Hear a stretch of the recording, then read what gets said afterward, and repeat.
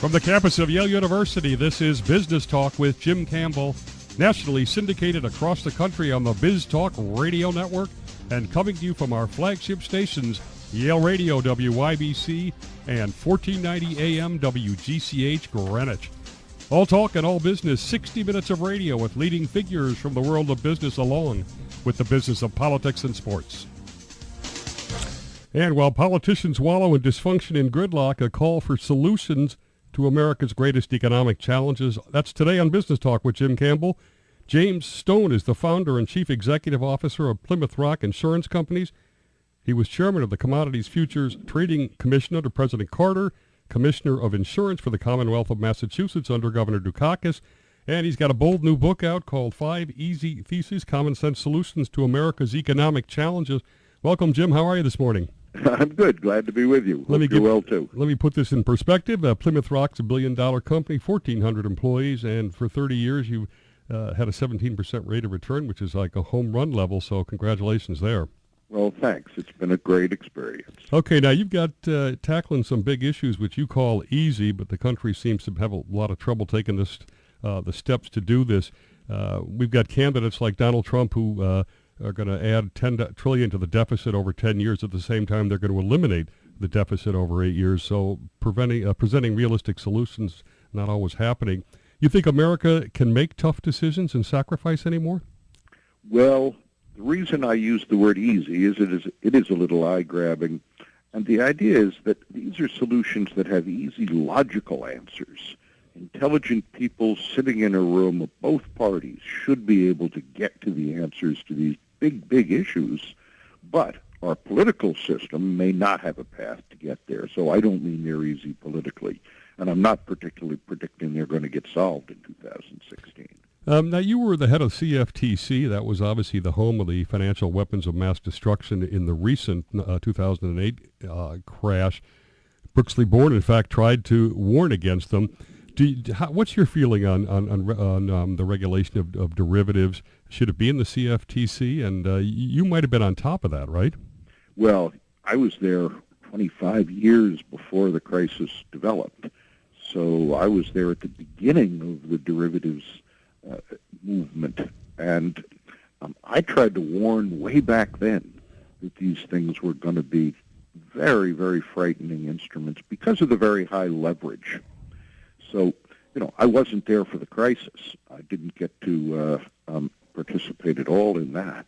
But if I'd had my way many, many years ago, they would have been regulated very differently.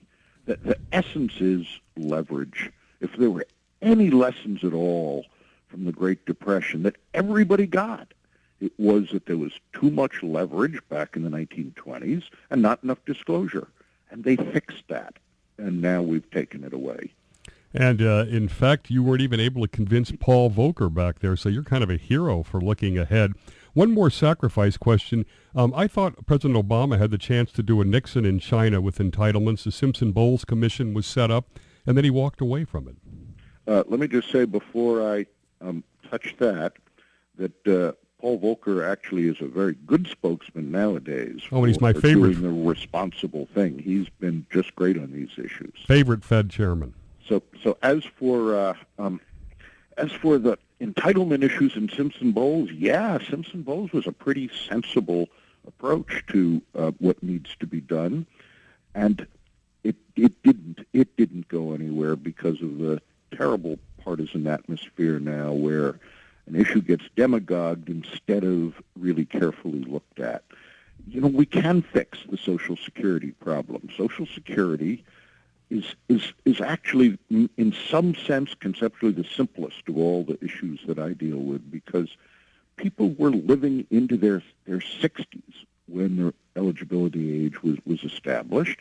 Now people are living to be close to 80. If we make a lot of progress on cancer soon, which I think we will, people will live routinely towards 90, and we have to raise the eligibility age. And I think everybody logically knows that, and we're not doing it. We're going to jump now to the 5 easy theses. Number one, the fiscal balance, which you started to talk about. We got $18 trillion in debt. We're heading to 100% debt to GDP, which is like a Greece kind of thing. But the deficit now is 3% of GDP again. that which raises whether there's no urgency. Talk about your solutions on the fiscal balance issue. Yeah. Appropriations are pretty carefully looked at every year, and they're controversial. People fight over appropriations even when they're relatively small. But they don't look at what are called tax expenditures. These are the deductions you can take that have exactly the same effect as an appropriation. The government loses the money because somebody took tax deduction. But these tax deductions don't get looked at carefully, and the most glaring of the ones that aren't good public policy are the interest deductions, both personal interest and corporate interest. Neither of them are a good thing. Neither of them are good because both of them encourage more debt and don't really accomplish anything. The home mortgage interest deduction is really popular, but think about it.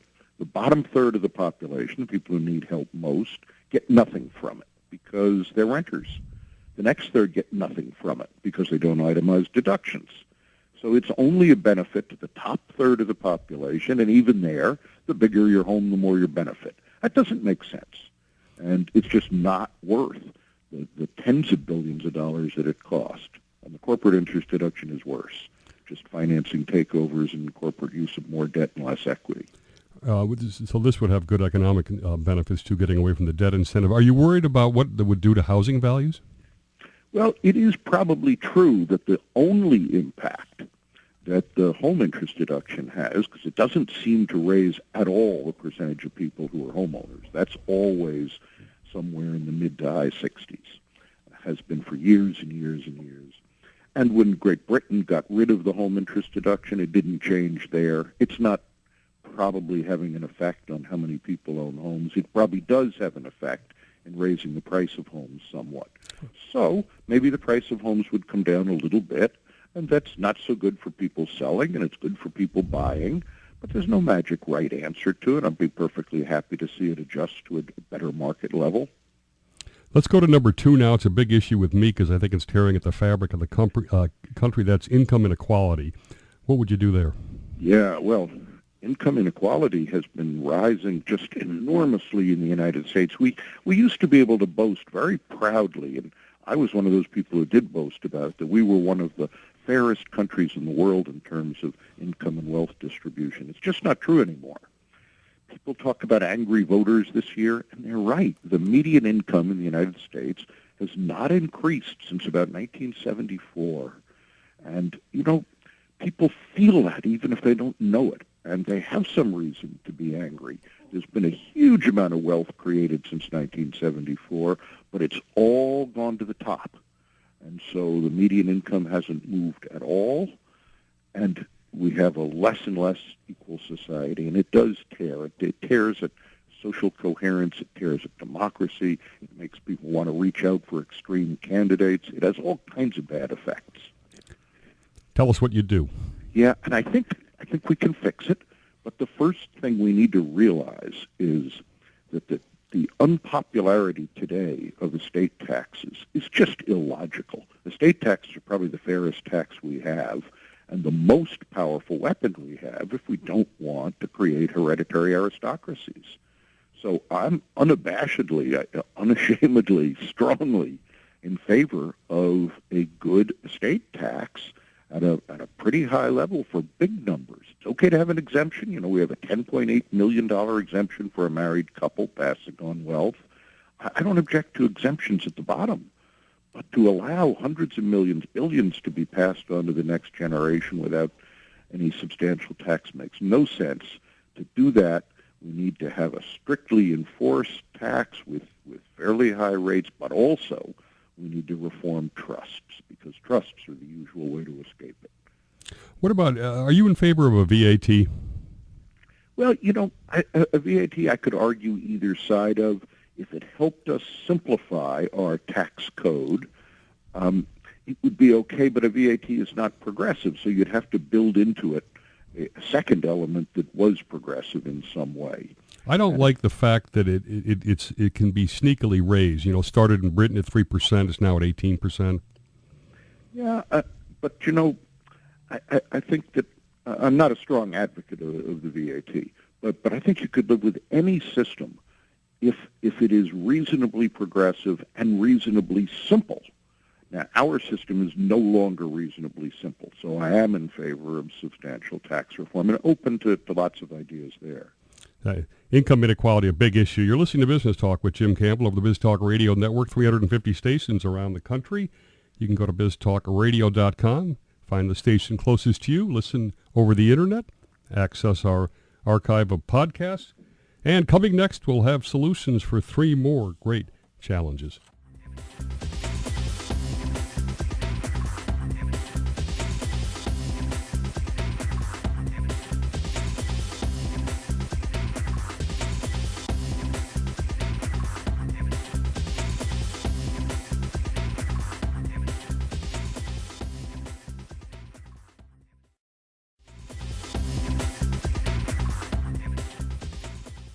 Our guest, CEO of Plymouth Rock and former CFTC chair, Jim Stone. All right, we're going to look at number 3. This is a huge one, and when we say we're the top country in the world and we're ranked 32nd in education, what do? Yeah, that's the problem, all right. We have an educational system which is great at the graduate school level, best in the world by a lot. We have a good college system. However, it's got an issue I'll come back to in a second. We are not so good at K through 12. When you combine that failure at K through 12 with the flaw in the college system, I think we need change. It's just not working for people. About 70% of people are not going to graduate from a college. We need to give them vocational and occupational training for what they're going to really do with their lives.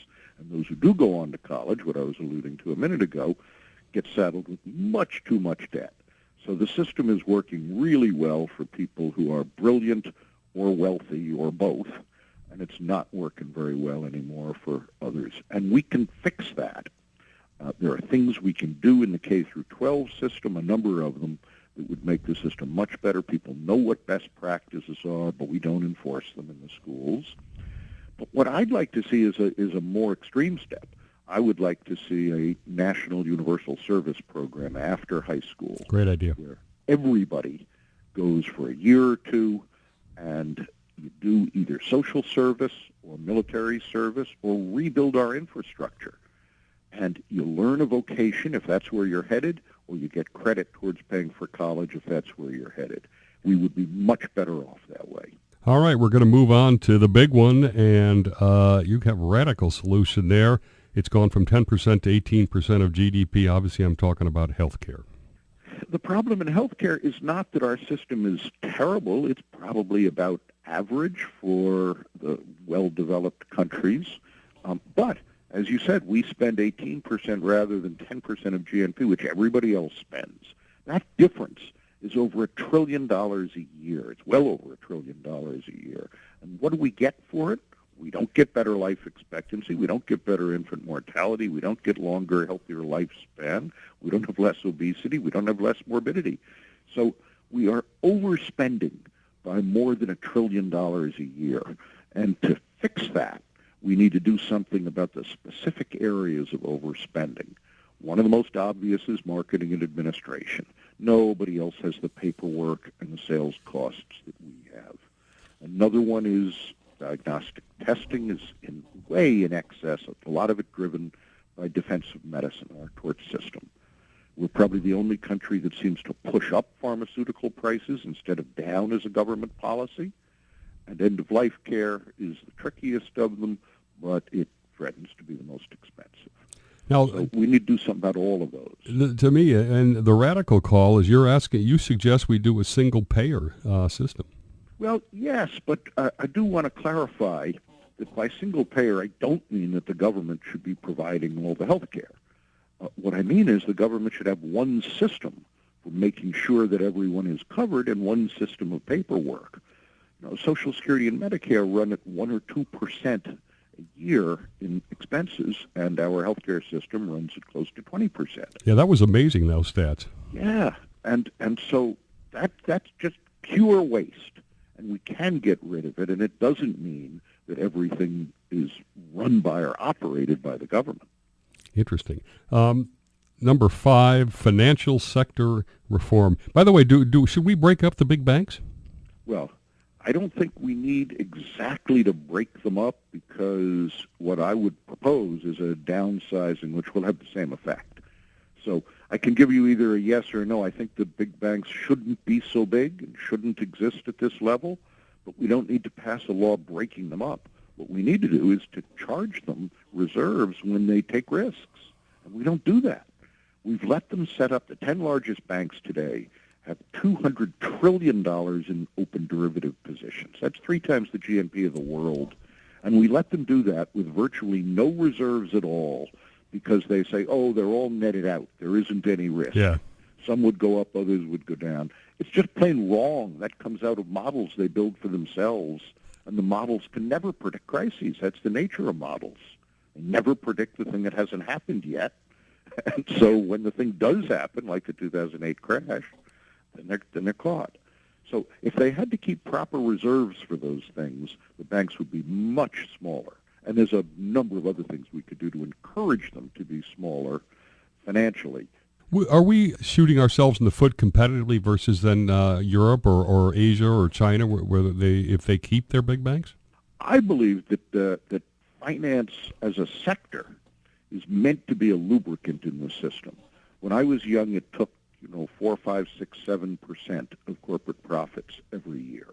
And that may be about the right amount for a lubricant in the system as important as finance. By the period before the crash, it was taking about a third of all the profits in the system. So it is taking what industry needs. And so you don't need to have a finance system that takes all the seats in the front row. And that would put us at a disadvantage to other countries, where industry is stressed instead of finance. Industry is what creates jobs, not finance. Industry creates growth and research, not finance. Where are you on the sort of opaqueness of hedge funds? I think those are just plain, simple public policy mistake. After the Great Depression, they came up with a really good scheme for managing money, which is the mutual fund system. Lots of disclosure. And then there was a little exemption that got bigger and bigger and bigger and bigger, that now is the multi-trillion-dollar hedge fund industry, and they're exempt from most of the disclosure. I don't need to forbid them. What we need to do is to treat hedge funds exactly the way we treat mutual funds in terms of disclosure. Let's find out what's going on inside them. What about Glass-Steagall? Glass-Steagall was meant to solve a particular problem, which was stuffing new issues into trust funds. That's not so much the problem now, but a version of Glass-Steagall that narrowed what banks did, I think would be perfectly reasonable for banks where we're going to insure their deposits, insure their operations. So a new version of Glass-Steagall, not the old one, but I would support a new version. Linking this to the political system, are you optimistic any of this could happen, will happen? Do you have suggestions? I'm generally optimistic in the long run and not optimistic in the short run. There are issues on which our politicians will lead us, but these are probably not those issues. I picked issues purposely where very powerful vested interests want to keep things the way they are and will resist change. And so it's going to have to be the public pushing the politicians rather than the politicians leading us. And that takes a longer period of time. So what I'm interested in is exploration, discussion. I want the public to understand these issues and maybe push the politicians to get something done. So I think we're talking about years or a decade and not anything's going to happen in 2016. In about 10 or 15 seconds, what made you put this together? Well, I felt I had a little unfinished business from my time in government when I didn't convince people of the threats. And also, it ties together my 3 careers, academic, government, and business. Thanks to Jim Stone, a great interview. 5 easy theses, common sense solutions to America's economic challenges, and it's too bad it's not required reading for the nation. Or how about the political candidates? Published by Houghton Mifflin Harcourt. You're listening to Business Talk with Jim Campbell.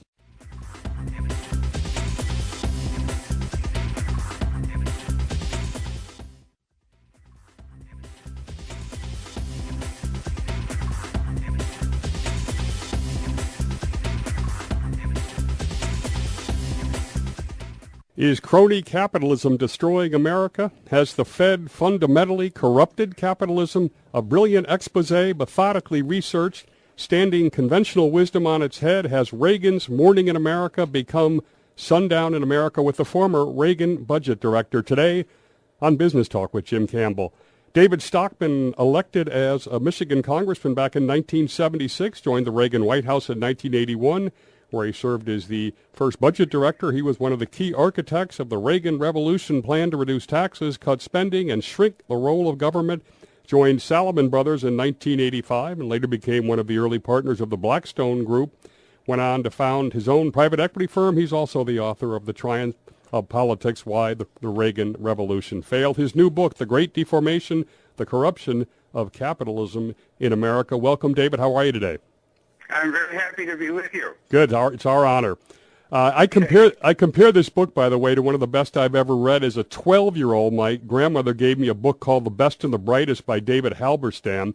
I didn't really fully understand it, but I sort of picked up how the best and brightest could really screw things up and failed policy of Vietnam. And your book is kind of the best and brightest economic minds, and they've gotten us into a Vietnam-like quagmire.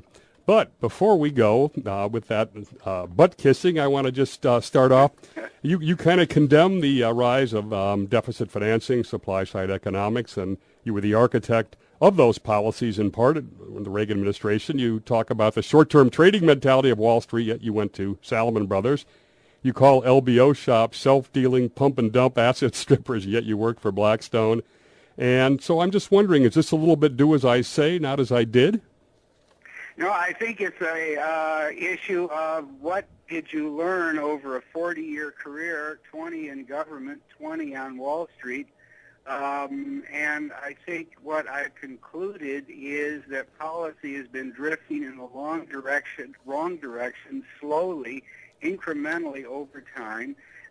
Most importantly, in that process, the Fed violated all the traditional canons of sound money. It essentially became a serial bubble machine. It dramatically suppressed or repressed the true cost of debt, the true price of money and debt in the financial markets. It allowed the whole system to become caught up in a multi-decade bubble. Part of the time I was right in the middle of that myself, and only after the bubble crashed, including one of the companies that I had heavily levered up, did I begin to put all the pieces together and see the long-term pattern and the end game, which I believe we're in the middle of right now, which is a failing financial system. And the book is brilliant and so insightful. Starting in the big picture, is America facing a permanent decline in the standard of living? Our best days behind us, you say in the book. The fiscal cliff is permanent and insurmountable. Well, it's not inherently true. The American people are as talented, as energetic, as honest as they ever were, but I believe the natural ability of a free market capital system to grow, to generate productivity, to raise the living standard and real wealth is being dramatically impaired by government agencies that are out of control. The Fed is by far the greatest offender in that regard, but the budget is also in many ways a doomsday machine. Both parties now are convinced that unless every week and quarter and year they're heavily engaged in propping up the economy with one kind of stimulus or another, that it's going to fail. And as a result of that, we have massive deficits. We have, a country living beyond its means. We have policy that has basically eliminated the savings rate and personal responsibility. And we have a central bank that has turned our financial markets, which are the heart of a vibrant capitalist economy, into essentially casinos in which there is just huge amounts of paper shuffling, speculation, and gambling but no real investment in the long-term asset base of the economy.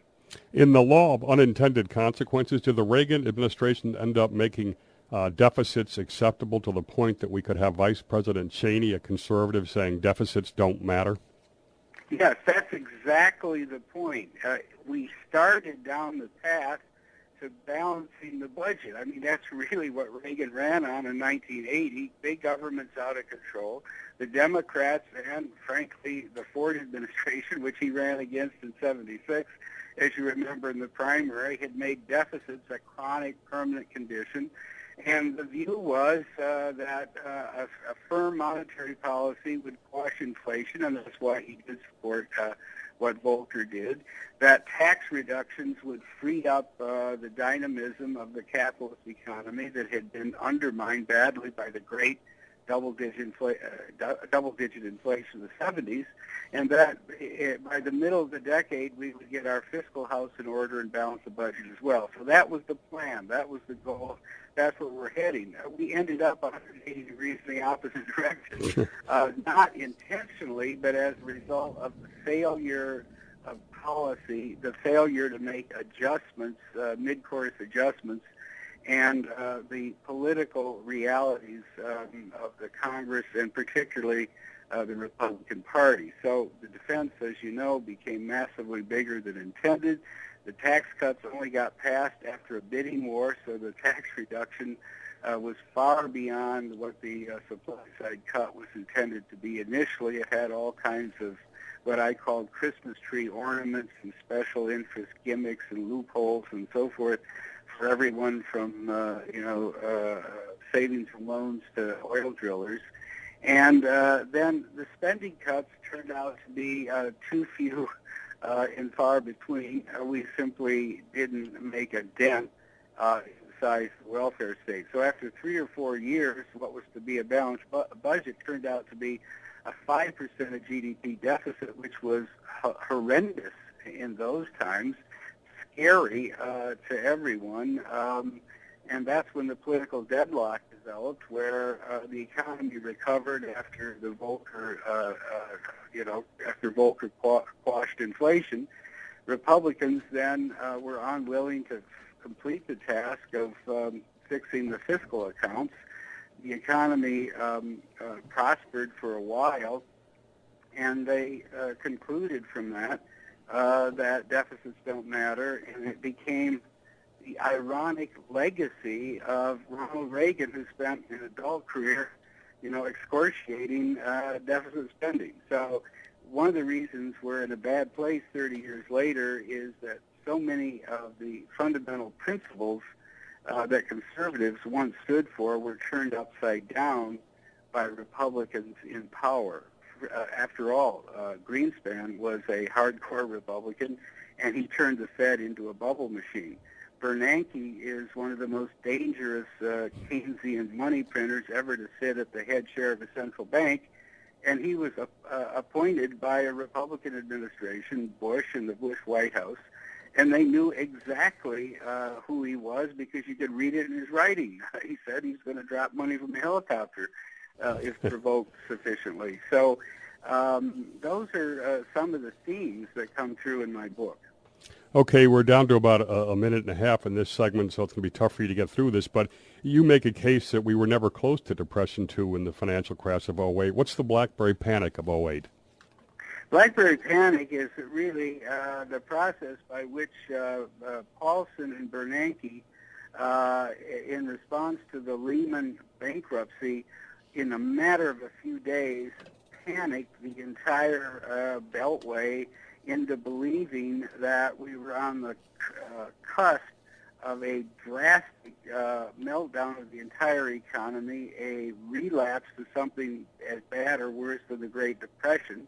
And they concluded that erroneously by looking at the ticker, looking at their BlackBerries and the stock prices dropping every day for Goldman Sachs or Morgan Stanley or other financial institutions. I think that was a huge error. that Goldman was a gambling house that should have gone down. The market was taking its stock down because it wasn't worth anything without a government bailout. And therefore, the bailouts were made for the wrong reason. It wasn't going to spread to the rest of the economy. We can talk about the basis for that later, but I think I show in my book overwhelmingly that this meltdown was only in the canyons of Wall Street. It was a run on wholesale money, not real retail deposits on Main Street. All right, we'll be right back on Business Talk with Jim Campbell.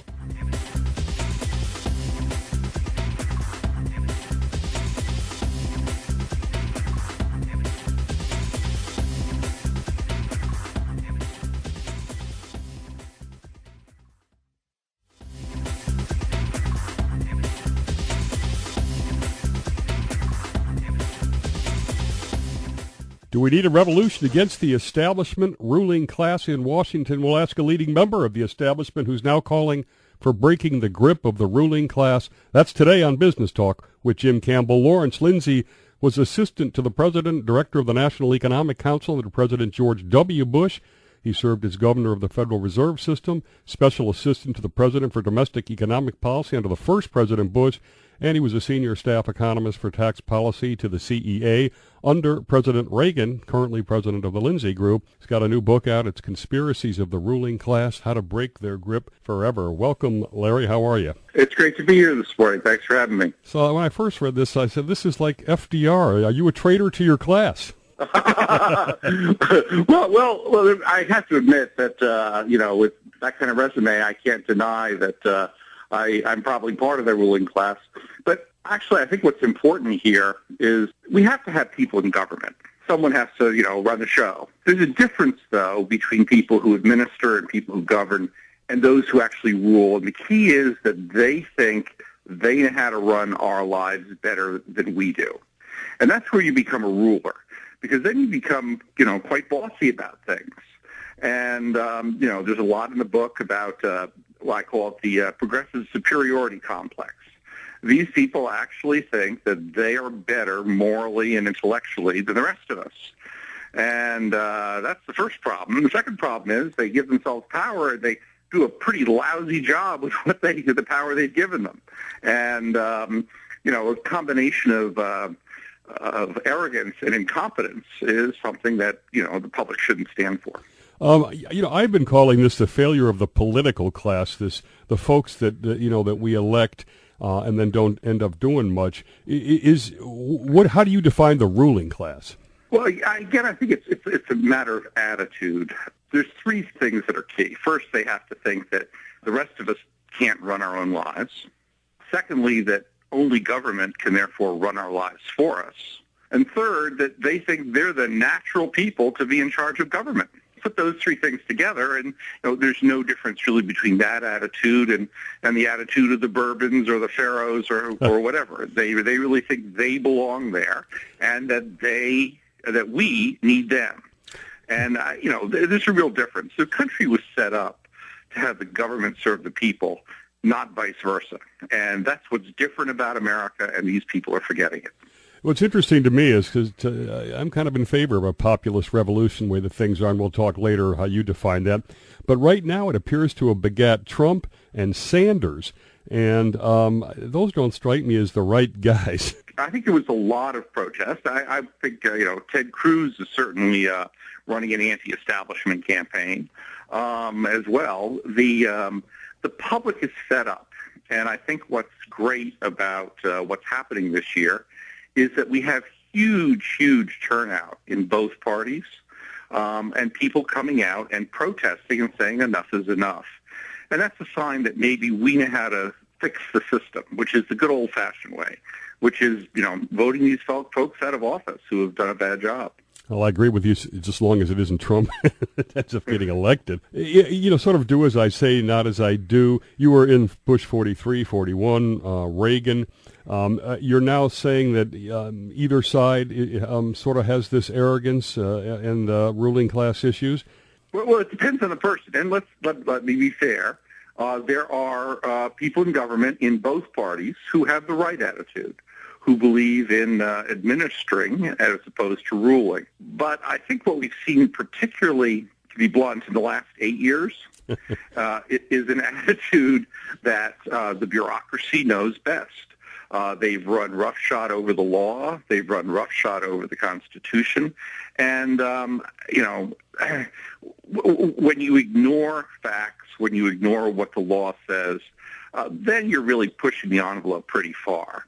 My favorite example is the latest EPA rule on water. The law says they can regulate a navigable waterway. Well, we all know what navigable means. It means something you can put a boat on and steer around on. That is what the EPA has now defined navigable as. It's any body of water, and it doesn't even have to be there 12 months a year. It could be the drainage ditch on the side of a road, so now your town has to go apply to the EPA for a permit to fix the road. It could be a farm pond that is only there during the wet season. The farmer now has to go and apply for a permit to get put fertilizer on his property. This is the kind of arrogance that goes way beyond any kind of administration.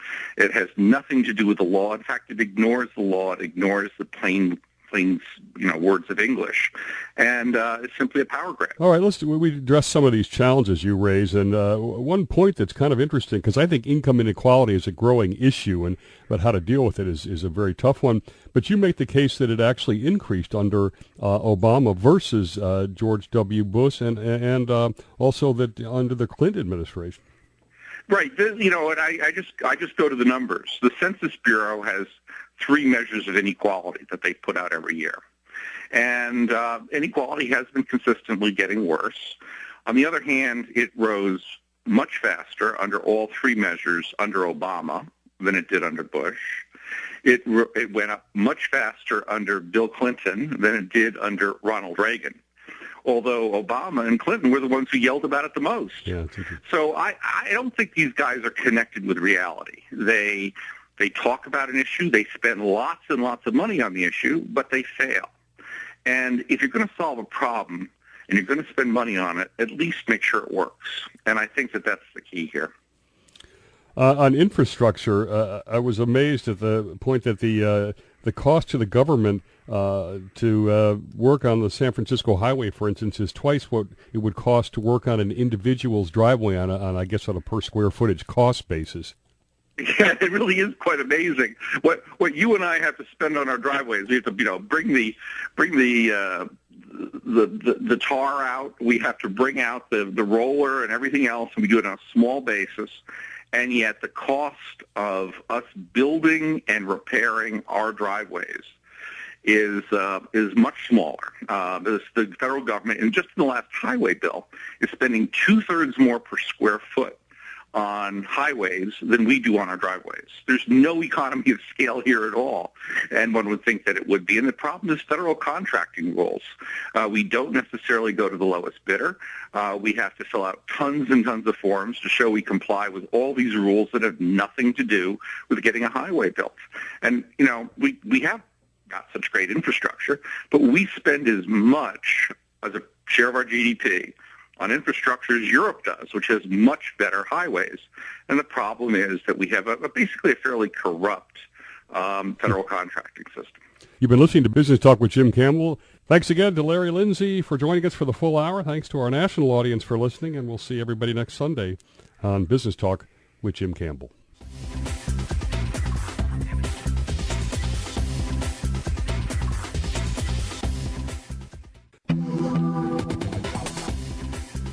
All right, you're listening to Business Talk with Jim Campbell, and this is our overtime segment exclusively for Yale Radio, WYBC.com.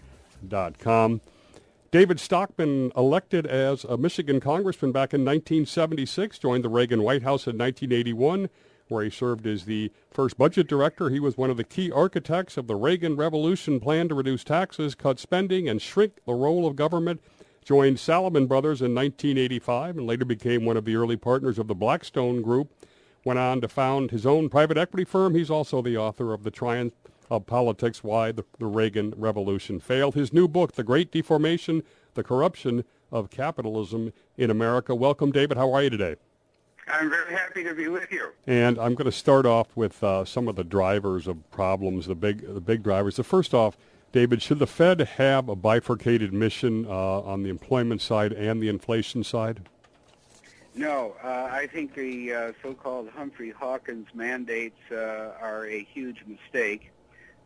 Having said that, you should also recognize that there is no mathematical formula in the law that tells the Fed they have to have a 2% inflation target like Bernanke insists, or that they have to have an unemployment rate target of 6.5% or any other number.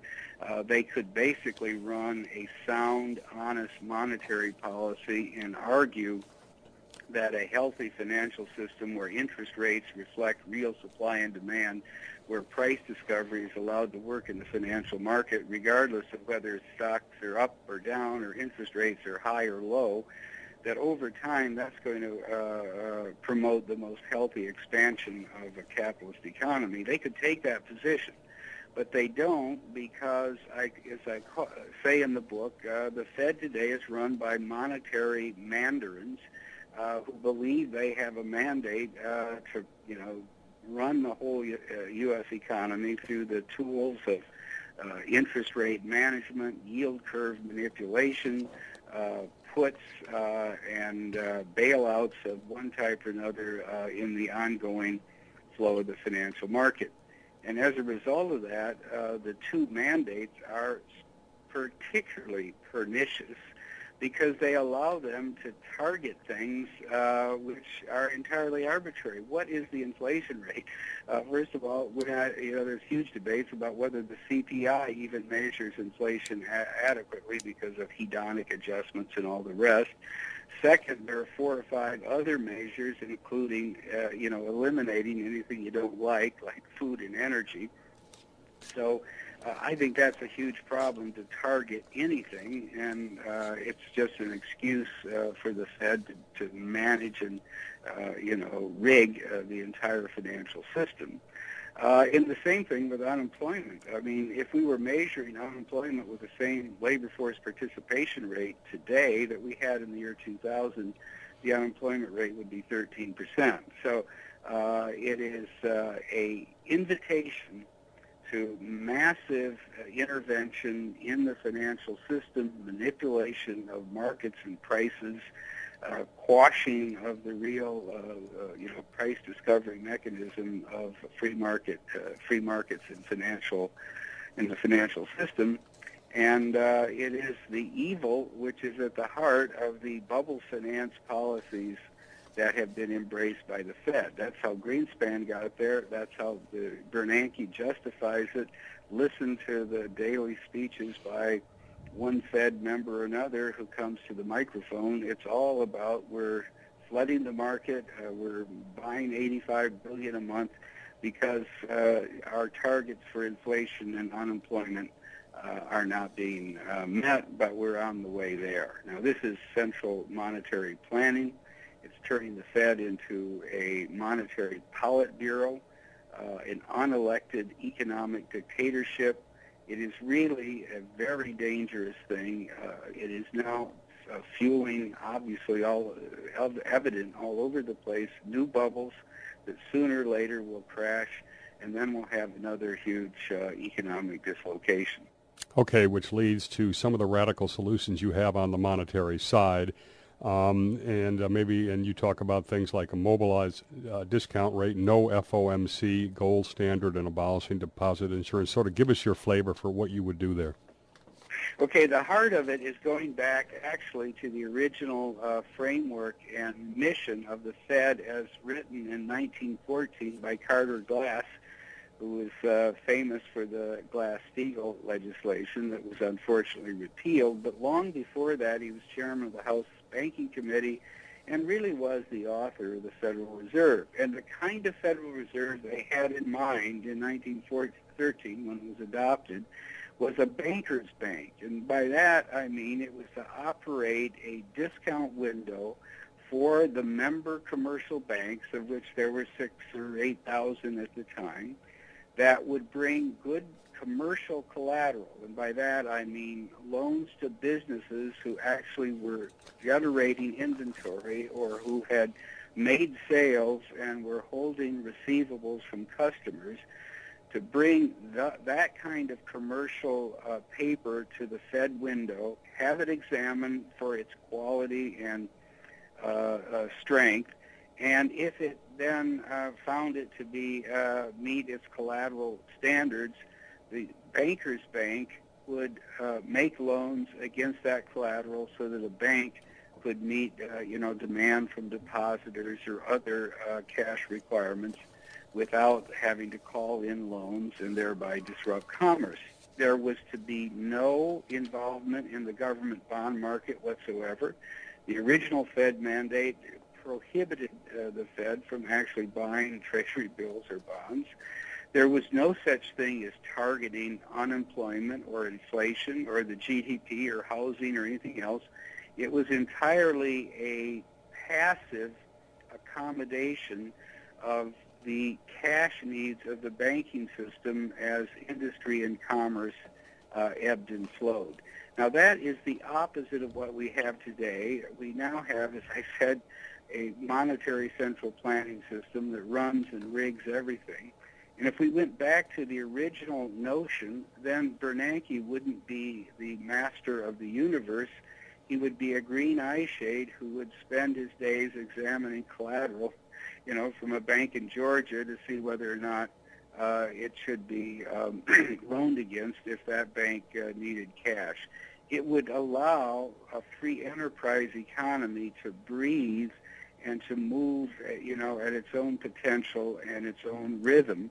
And it would get the central bank out of the terrible business of monetizing all the government debt, or much of it, and thereby making it easy for Congress to run deficits year after year. Now, the mobilization of the discount rate basically meant this in the Carter-Glass scheme. Interest rates in that system that I've described would be set by the free market. They would represent, the available loanable funds and savings from the community, from the economy that were available to be loaned, and the demand for loans. And somewhere in the intersection of those two, you'd get an interest rate that would be higher, lower, in the middle, depending on, the pace of economic activity. But it would be set by an honest free market and not by planners sitting in the Eccles building of the Federal Reserve. And secondly, the borrowings that banks would make on good collateral would be at a penalty rate that floated above the open or free market rate that had been set in the marketplace. Now, what that would do is it would counterbalance the speculative forces that are built in to the financial system today. If there was too much borrowing for speculation or for margin, interest rates would rise dramatically. Speculators would be liquidated or forced to cut back, and the markets would rebalance. It would be a two-way market. There would be winners and losers. There would be risk and reward. None of that exists today. It's a one-way market, and the Fed rigs everything. So the fundamental point I'm making is that the difference between a passive banker's bank running a discount window to accommodate the banking system and what we have today with a massive daily intervention, $8 billion a day in the government debt market, is night and day. And if we're ever going to get the financial system stabilized and shut down the casino and allow capitalism to regain its health, then we're going to have to move dramatically back in the direction of the banker's bank and repudiate the 30 years of basically Greenspan and Bernanke central planning. Now, there's always this sense that if we were closer to that original mission, that we might put ourselves obviously in much more volatile economic situations, and the Depression didn't have a lot of nets around it at the time. And currently austerity seems to either not work or be very tough. You look at Southern Europe, for instance. So I want to get your comment on that, and if you could also wrap in TBTF. Should the banks be broken up? Yes. Let me start with that. If they're too big to fail, they're too big to exist. It is outrageous that nothing has been done since 2008, that the taxpayers implicitly remain in harm's way, because if another panic comes, the powers that be will tell you that you're going to have a meltdown of the whole economy. You're going to go down the black hole again, as they did last time. And to preclude that, we should have broken up the big banks long ago. But as a matter of fact, assets of the largest 6 banks are now like 9 or 10 trillion, 30% bigger than they were in 2008 when we had the last crisis. So clearly, we need something which I call super Glass-Steagall, not only to break up the big banks and cap them at 1% of GDP, which would be about 150 billion. That's an arbitrary number, but we have to make the system safe, or we're going to have another blow-up, I think. But secondly, we need to strictly enforce the old Glass-Steagall notions that if you're going to have a banking charter and access the Fed window, which, for liquidity, you can only be in deposit-taking and lending to households and businesses in your community. If you want to run a trading operation, if you want a prop desk, if you want to be in the underwriting business, if you want to be in the derivatives business, fine, but you're out in the free market on your own. You do not have access to the Fed's discount window, even under my banker's bank notion. Finally, we get rid of deposit insurance. It's the greatest source of moral hazard in our system. When you can raise 7 or 8 trillion worth of deposits with the implicit and explicit backing of FDIC, there is no pressure on banks to manage prudent balance sheets.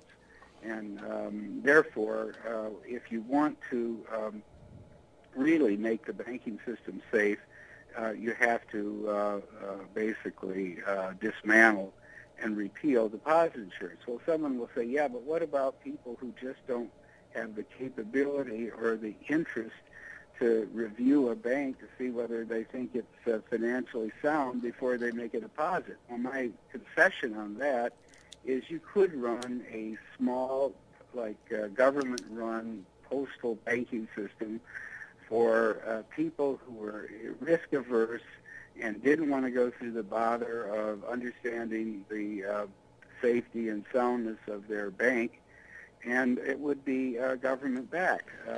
And they wouldn't get much of an interest rate because they would be charged a service cost for using the government's credit, but it would be available to the blue-haired lady, as I call it, or the risk-averse depositor. Everybody else who wants yield would have to go into the marketplace and make their own decisions about whether the bank they're doing business with is safe and sound. Let me ask you, for sound money, do we need to be on a gold standard, and how would that be workable without being in a straitjacket? I think the function of gold historically, and that's why Nixon's decision to close the gold window and repudiate Bretton Woods in default on our international debt in August 1971 was so bad.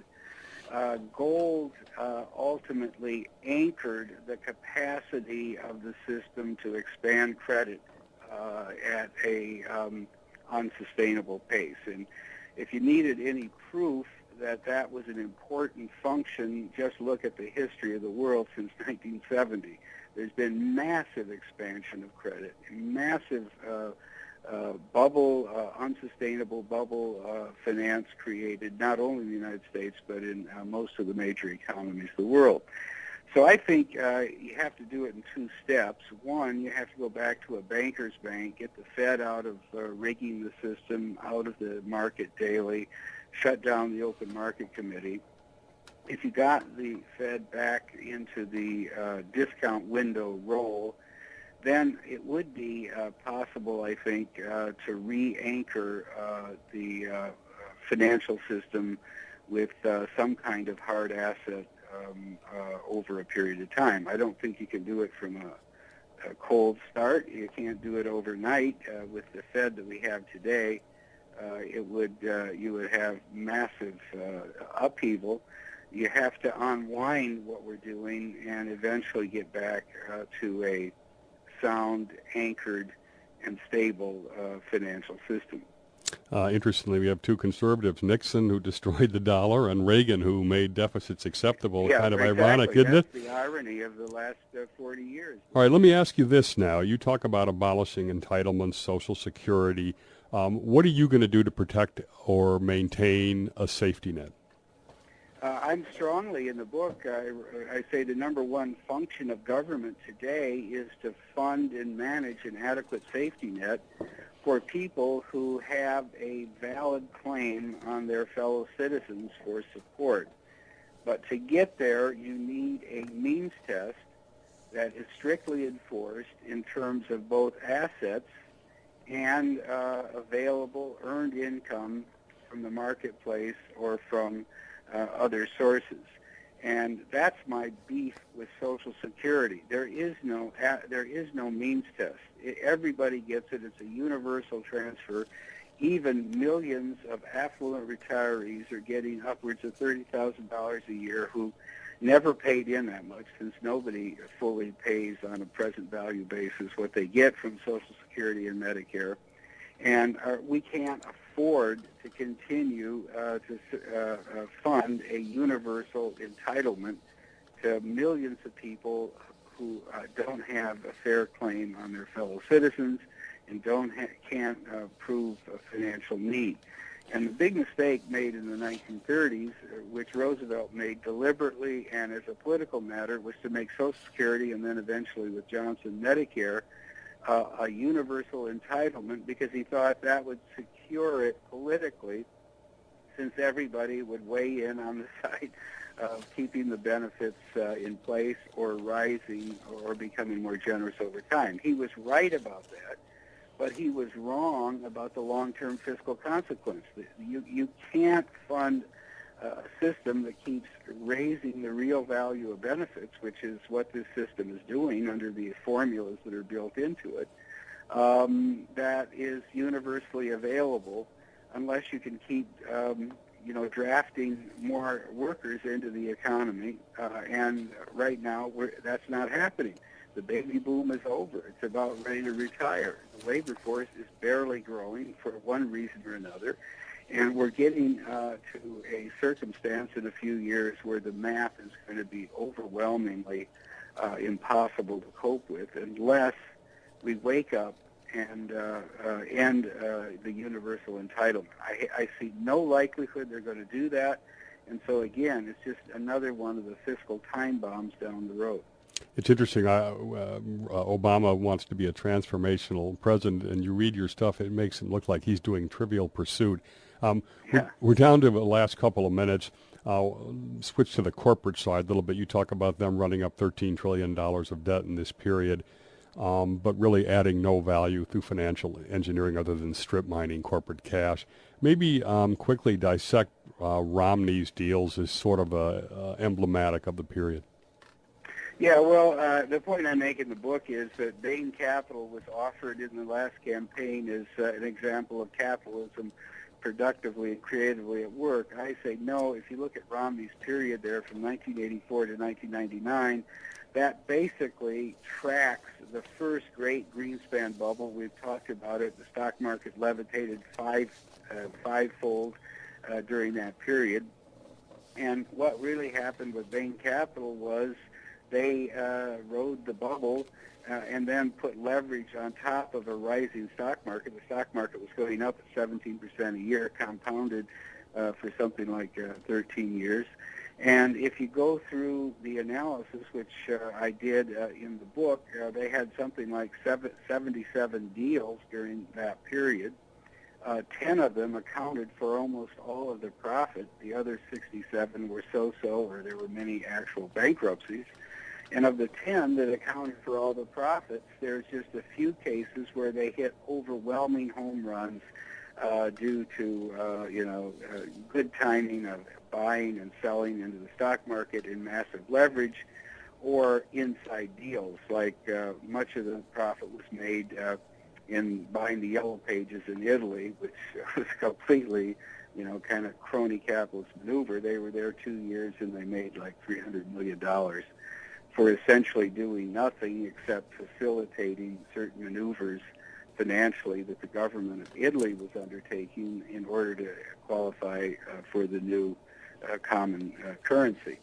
So what I'm saying is that cheap money and the tax preference in favor of debt and capital gains has caused the whole financial system to engage in massive financial engineering, stock buybacks, LBOs, cash M&A deals that for the overwhelming part add almost nothing to real investment and productivity and economic growth, and simply cycle massive amounts of cash. I show it something like $13 trillion over the 10 years leading up to 2008 into the financial system and ultimately into the bank account of speculators and fast money traders and hedge funds and so forth, who live off the movements that are induced in the financial markets as a result of these